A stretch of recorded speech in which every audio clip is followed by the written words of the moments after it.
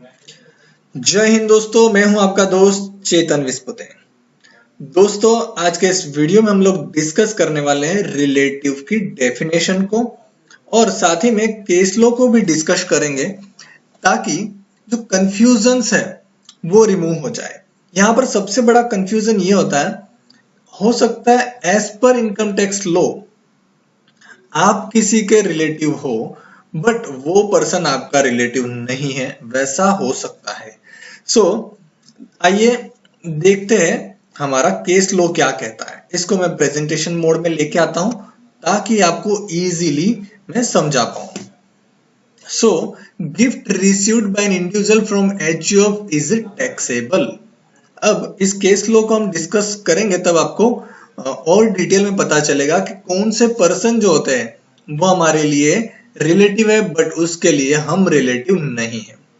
So case का नाम है Gyanchand M Bardia versus income tax officer और ये अहमदाबाद ट्रिब्यूनल का केस है। इस केस में क्या हुआ था, असेसी ने कहा कि मुझे एचयूएफ के पास से जो पैसा मिला है वो मैं गिफ्ट के तौर पर सेक्शन 56 सबसेक्शन 2 के अंदर क्लेम कर रहा हूं और उसके ऊपर मुझे टैक्स नहीं लगेगा।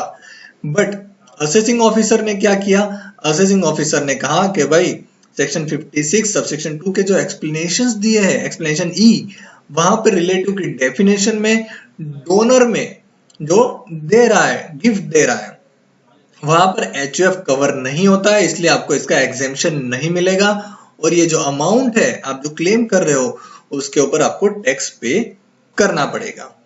केस कुछ इस प्रकार है, काफी सारा लिखा हुआ बट मैं आपको इसका क्रक समझाता हूं।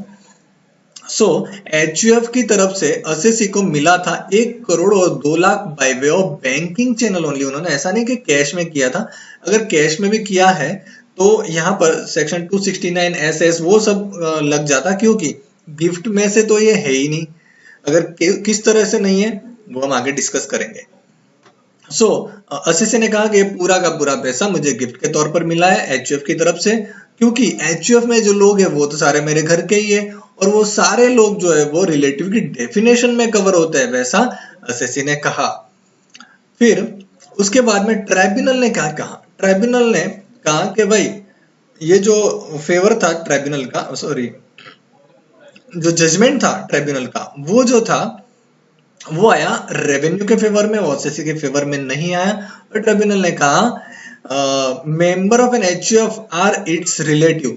सो एचयूएफ के लिए जो मेंबर्स है वो रिलेटिव है, इसलिए एचयूएफ को अगर कोई पैसा मिलता है रिलेट उसके जो मेंबर्स की तरफ से तो वो चार्जेबल नहीं होता है टैक्स के लिए और वो गिफ्ट के तौर पर ले सकते हो। बट उल्टा केस हो, जैसे ये वाला केस था, यहाँ पर एचयूएफ ने मेंबर को पैसा दिया था, इसलिए यहाँ पर रिलेटिव की जो डेफिनेशन है, एक्सप्लेनेशन जो दिया है क्लोज ई के अंदर, वहां पर एचयूएफ जो है वो रिलेटिव में कवर नहीं होता है और लेजिस्लेटिव का इंटेंशन बहुत क्लियर है कि एचयूएफ को कभी भी डोनर के केस में नहीं लेना है। इसलिए ये जो अपील थी वो रिजेक्ट की गई और रेवेन्यू ने जो किया था उसे सही माना गया। सो यहां से एक बात क्लियर हो गई कि मेंबर अगर पैसे दे रहा है एचयूएफ को तो वो एचयूएफ के लिए रिलेटिव है, बट एचयूएफ अगर मेंबर को पैसा दे रहा है तो वो रिलेटिव नहीं है और गिफ्ट के तौर पर उसे सेक्शन 56 सबसेक्शन 2 में जो है वो एग्जेम्पशन नहीं ले सकते हैं। इसके अलावा और लिस्ट है, हम लोग वो भी देख लेते हैं। सबसे पहला हस्बैंड एंड वाइफ, वो एक दूसरे के लिए रिलेटिव है, सीधी सी बात है। ब्रदर एंड हिज वाइफ, भैया भाभी, वो रिलेटिव है। सिस्टर एंड हर हस्बैंड, मतलब जो सिस्टर और जीजाजी है वो हो गए। Wife's brother and his wife, so आपकी वाइफ के भैया और उसकी भी वाइफ वो रिलेटिव में आएंगे। जैसे अगर आप कोई मेल हो तो आपकी वाइफ यानी आपके वाइफ का ब्रदर यानी आपके साला और साले की वाइफ यहाँ पे कवर होगी। अगर फीमेल हो तो आपकी जो भाभी है, मतलब लेडीज के लिए भाई और भाभी, वो यहाँ पे कवर हो जाएंगे। फिर wife sister and her husband, जैसे यहाँ पे ब्रदर कवर हुए थे उसी तरह से यहाँ पे सिस्टर और उनके हस्बैंड भी कवर हो जाएंगे। फिर uncle and aunty, uncle aunty में आपके मामा मामी भी आ सकते हैं, काका काकी भी आ सकते हैं, मासा मासी भी आ सकते हैं, बुआ और उनके हस्बैंड वो भी आ सकते हैं। अब अगला है फादर एंड मदर, ऑब्वियसली वो आएंगे। ग्रैंडफादर ग्रैंड मदर, यहाँ पर देखिए ग्रैंडफादर ग्रैंड मदर लिखा है, बट दोनों साइड के ग्रैंड मदर यानी कि नाना नानी और दादा दादी दोनों आएंगे।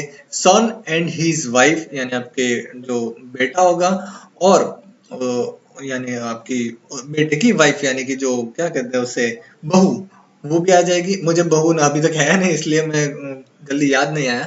अगला फिर डॉटर एंड हर हस्बैंड, जैसे सन एंड वाइफ है वैसे डॉटर एंड हस्बैंड आएंगे। फिर father in law mother in law, obviously तो ये तो आएंगे ही आएंगे, ये दोनों के लिए आएंगे, मेल के लिए भी आएंगे और जो फीमेल है उनके लिए भी आएंगे, स्पाउस के लिए।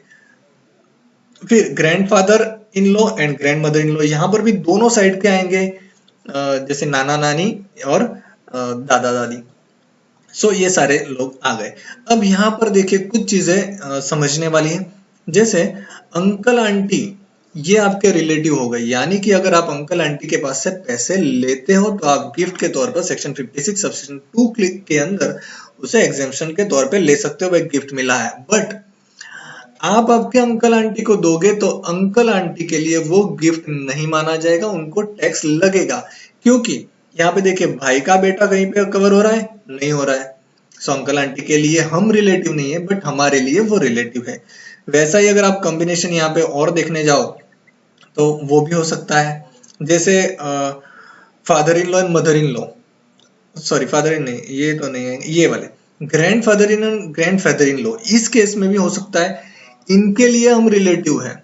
सो इनके पास से अगर हमें गिफ्ट मिलता है तो ऑब्वियसली वो टैक्सेबल नहीं रहेगा, लेकिन हम इनको गिफ्ट देते हैं तो यहाँ पर वो टैक्सेबल हो जाएगा इनके लिए, क्योंकि हम यहाँ पर कहीं पे भी कवर नहीं हो रहे हैं। सो छोटा सा है, बट इसे हमें समझना अच्छे से होगा। तो दोस्तों अगर आपको आज का वीडियो अच्छा लगा है तो प्लीज लाइक शेयर और सब्सक्राइब जरूर से कीजिएगा। थैंक यू फॉर वॉचिंग, मिलते हैं अगले वीडियो में। जय हिंद जय भारत।